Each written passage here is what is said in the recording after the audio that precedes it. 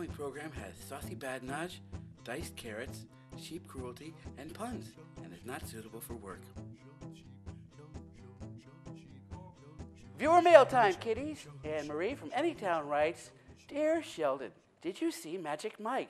Oh, I love Magic Mike. Oh, I love Magic Mike. Oh, I love Magic Mike. I love Magic Mike. I think Magic Mike was not only the best movie of the summer, possibly the best movie of the year, and maybe the best movie ever made, and better than any movie that will be made in the future. Yes, I think Channing Tatum is just wonderful. I mean, think about it.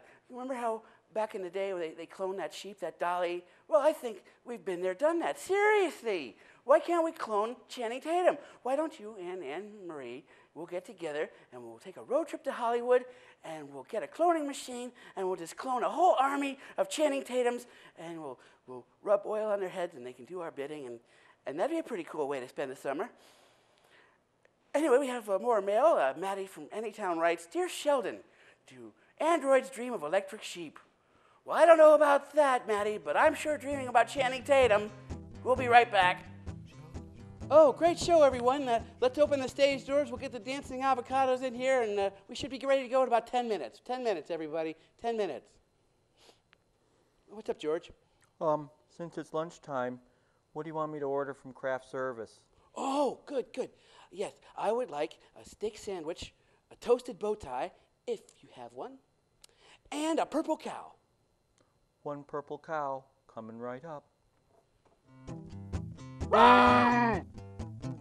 Sheldon the Sheep, Sheldon the Sheep. Maybe his production values are cheap, but he tries like hell and he really doesn't smell, 'cause he's Sheldon, Sheldon the Sheep. Sheldon. Yeah. It's the Sheldon the Sheep Show, in color.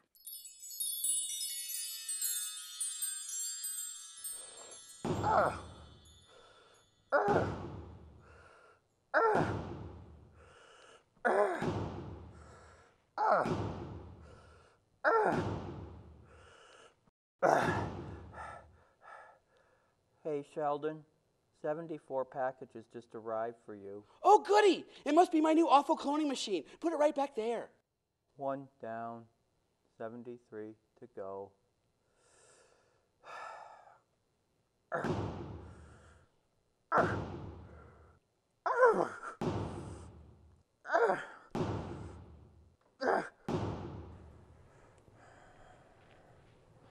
Cloning machine. Boy, awful's making everything nowadays. Oh, you betcha. You're not going to Hollywood to stalk Channing Tatum, put him in the trunk of your car, and then take him to a secure location, clone 1 million Channing Tatums, and then rub oil on their heads, are you? No. Not at all.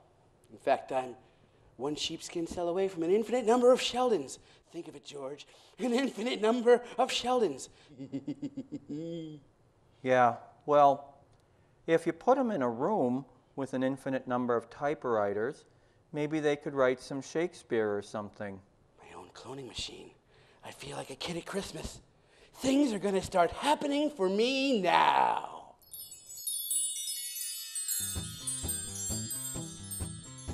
Welcome to Great Moments in Screen Acting with your host, Sheldon the Sheep. Thank you, Jean-Claude. You're the wind beneath my hooves.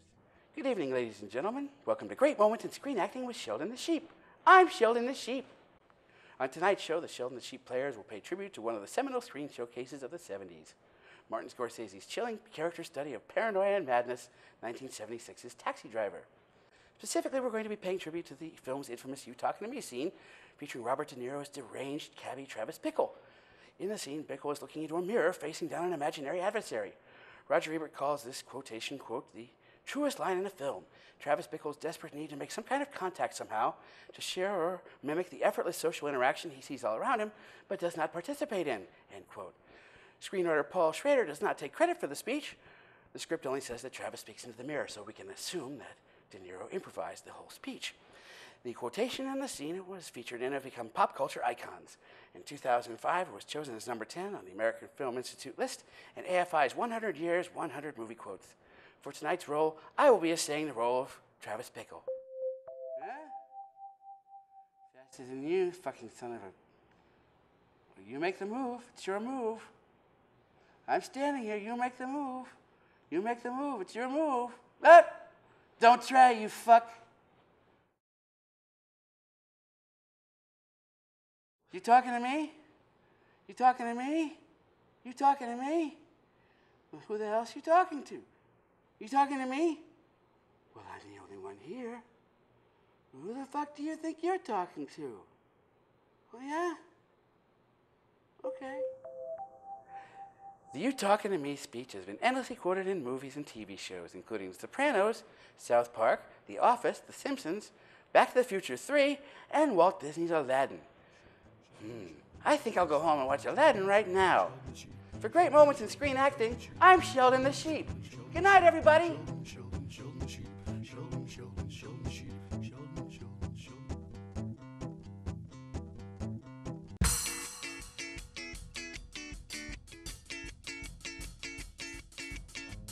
Good evening and welcome to Sheldon the Sheep Talks to the Stars. I'm Sheldon the Sheep. You know, every once in a blue moon, a celebrity tell-all book the size of a paperweight is actually written by someone who's worked as a paperweight. I'm thrilled to be here with my good friend, Peter Bob Monolith. How have you been, Peter? Oh, you know, keeping busy. Have you been working out? Well, I try to keep my shape. You know how it is. I understand you're on a book tour. That's right. The Obsidian tablet version sold really well, so the publisher is doing a mass market edition. Paperback? What's that? No, we're going to engrave the book onto granite kitchen countertops. Oh, for the home market. That's right. Well, let's plug it, shall we? Thanks, Sheldon. The book is called Touched by Apes, A Monolith's Journey. It's equal parts dish and pathos. I look back at the highs of my heartthrob days, the changing nature of stardom in Hollywood, the trade-offs I've made between high life and home life, and the step-by-step effort behind my show business survival. People Magazine? New York Times. My charming, honest, even affectionate memoir is the story of strong guts behind a strikingly handsome face. A book to recommend widely. Kirkus Reviews? Book list. A fresh pop culture history of Hollywood in the 70s and 80s from the point of view of the slab who lived it. This is the best type of celeb memoir because its author is as interested in the world as the world is interested in him. IO Writer's Workshop. That was People Magazine. Yeah. Why Monolith's Journey? Shouldn't it be Odyssey? That's international publishing for you. I wanted Odyssey, but the U.S. publisher shot me down. On the original UK edition, they changed it to Trek. Yuck. I know. Well, I'm glad to be on your show, Sheldon. You've been a good friend to me over the years. So I thought I'd bring you a treat today. Oh, I can't wait. I know how much you like Margot Kidder. After Yvette Mimieux, she's probably my favorite actress. So I'm going to read a little bit about her from my book. Oh, boy, this is great. Well, you know we are both private people, but Margot thought about it. She slept in my yard for a couple of days, and she decided it was okay for me to put this stuff in the book about, our life together. You were her third husband? Yes, that's right. And you'd been married before? Yeah, she was my 134th. Strap in, people. Everybody knows Margot today, the I won't go outside without a helmet girl, the please don't topple on me and crush me girl. But that was later. The Margot Kidder I knew walked upright, had no square dents in her skull, and was not driven to fits of terrified screaming by the sight of dominoes tipping and landing face down on tabletops. I guess you could say that I fell on her, and she was never the same. What is that? I'm sorry. I have to take this. Well, that's okay, Peter. We're out of time. Thanks, everybody. We'll be back in 2 and 2. Oh, I don't know about the TV version. Sheldon the Sheep is available now to work for you. He'll do anything, absolutely anything. Do not worry about Sheldon's feeling. Sheldon the Sheep can be hired by you for any number of challenging and humiliating positions. Fry cook, cheese mopper, fall guy, cosmetics tester, you name it, he'll do it, even if he doesn't know how. Call now while Sheldon is still young and idealistic. Call today 555-1234. That number again, 5555-1234. If you break Sheldon, you keep him.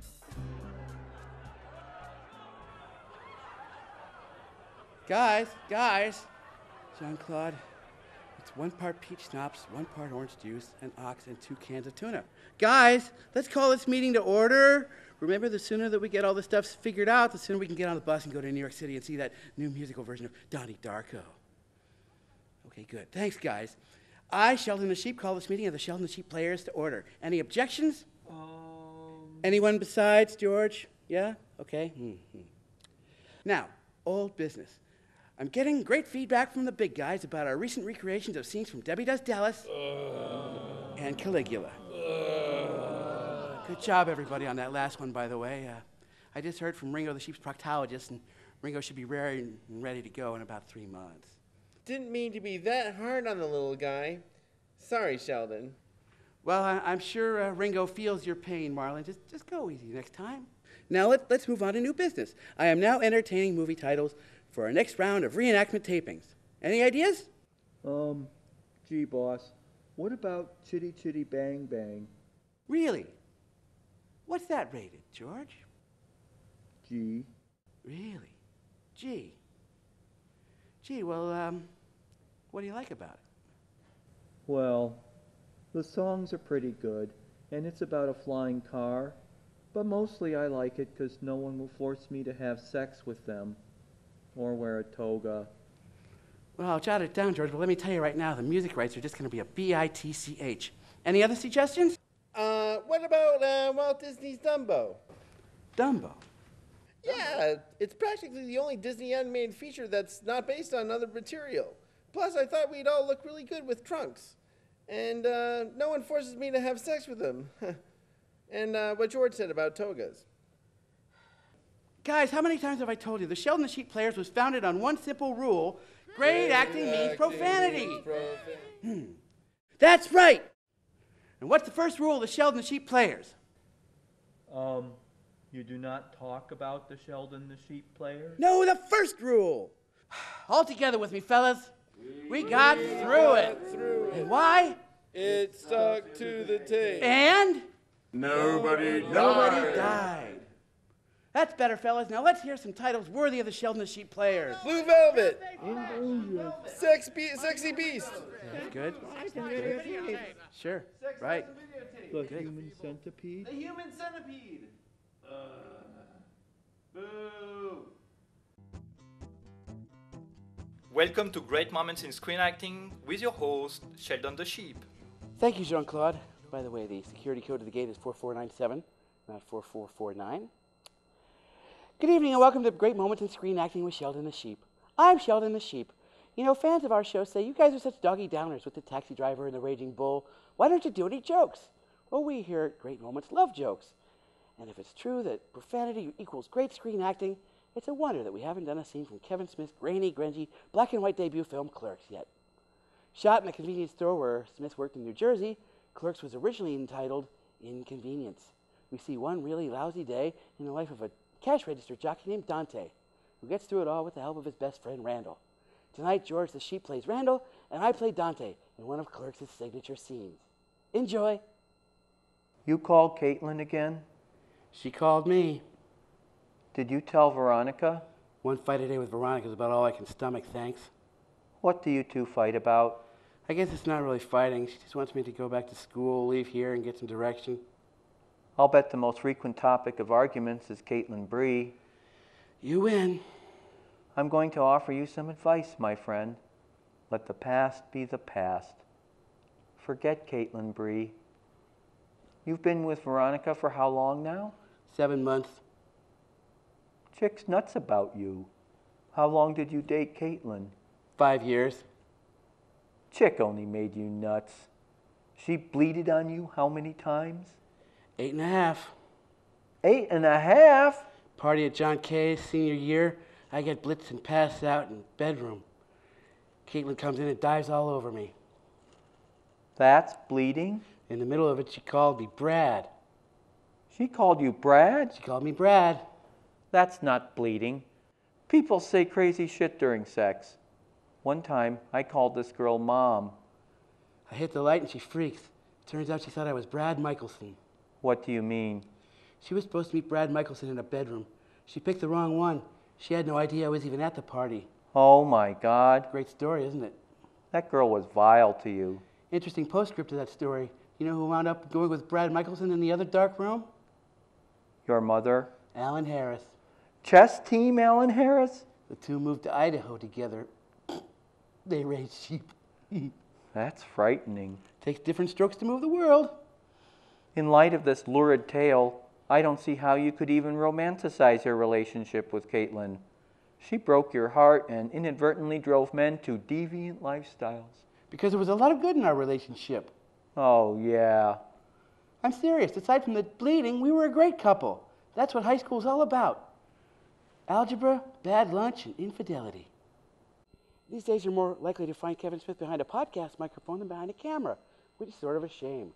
Since announcing his retirement from directing films, Smith directed his best film yet, the religious horror satire Red State. For those of us who love the View Askew universe, maybe there's another chapter in the offing for Dante and Randall. For great moments in screen acting with Sheldon the Sheep, I'm Sheldon the Sheep, and I am supposed to be here today.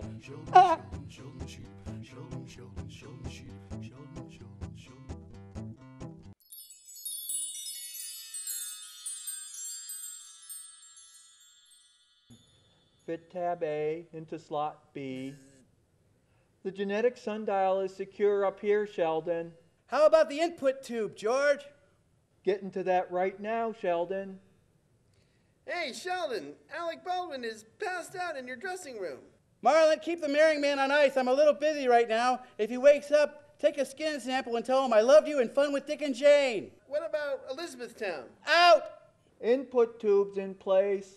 Okay, hold on to your hooves, George. I'm coming over. I never get tired of watching you do that, Sheldon. So, can we start inputting, George? Yup. Now you see this conveyor belt? Mm-hmm. We load it up with all the stuff that makes you, you. Oh, you. Oh, I get that. you. That's great, George. And then we just hit the old switch and everything conveys right into the input tube. All you have to do is read off the ingredients and I punch them into this keypad. She's ready. Just tell me as you go and I'll program it right in. Okay, here goes. 1 complete set of novelty items including fake sheep poop. Yep. 1 copy of screenplay by Sid Fields. You betcha. My complete Dynasty episode guide. Got it. Episodes 6 and 7 of The Flip Wilson Show. Done. Bill Mooney's address book. No prob. And Carol Burnett's entire wardrobe. From her 70s variety show, Sheldon? No, the floppy one from 91. 1991. There you go, boss. I gotta install the TARDIS. My own cloning machine. Well, they always say you can never have too much of a good thing. Me. You.